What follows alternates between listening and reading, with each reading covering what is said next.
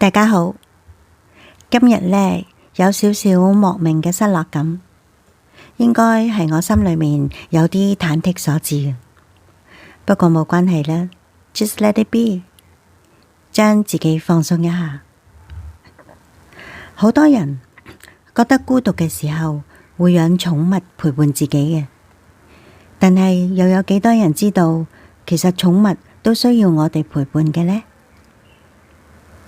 相信無論係人抑或係動物，都係需要陪伴嘅。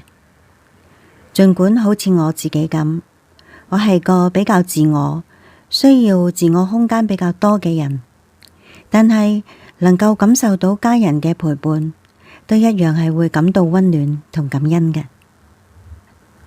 喺2021年，我哋領養咗10幾年嘅一隻狗狗，佢叫傑 B， 亦都叫比比。係我哋第一隻積羅素，佢安詳咁去咗彩虹橋。當中其實最不捨嘅應該係我囡囡，比比係佢收養返嚟嘅，因為比比以往有過好多唔開心同埋好多唔好嘅遭遇㗎，令佢嘅行為係出現問題。啱啱返嚟嘅時候，連主人都會咬㗎，好似生人勿近咁。佢好孤僻，唔信人，唔同其他狗狗做朋友嘅。但係我哋都冇放棄佢，亦都試過諮詢行為治療師，不過都冇乜效果啊。但係日子慢慢過落嚟，佢終於都被愛打動啦，同我哋好親近。但係就只係認我哋一家4口啦，其他嘅人呢，佢係一概都不能接受嘅。所以喺嗰10幾年裏面，我哋嘅屋企一直都不能有訪客噶，而比比嘅世界裏面就只有我哋4個。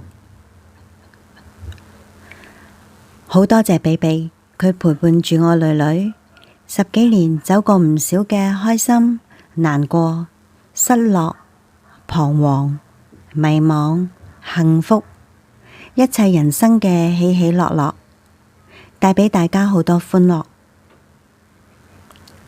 亦一齊經歷咗喺2018年底佢嘅一個大手術。我慶幸當時我啱啱返到嚟香港，能夠有時間留喺屋企照顧佢，陪伴佢，令到佢安心有安全感，減輕咗佢嘅痛苦，慢慢休養。佢好生性啊，好叻仔，10幾歲老狗啦，連醫生都讚佢好奇蹟咁復原得咁快咁好。好感恩比比離開嘅時候並冇好多痛苦，過程嘅時間亦都好短。人只要懂得珍惜，就能夠過得豐盛。凡事要懂得去感受彼此，關係就能夠更加和諧嘅。幸福真係唔係必然㗎，所以我從年初起都開始實踐 work-life balance。好感恩，雖然呢到而家只係短短幾個月，都尚算係能夠持續嘅。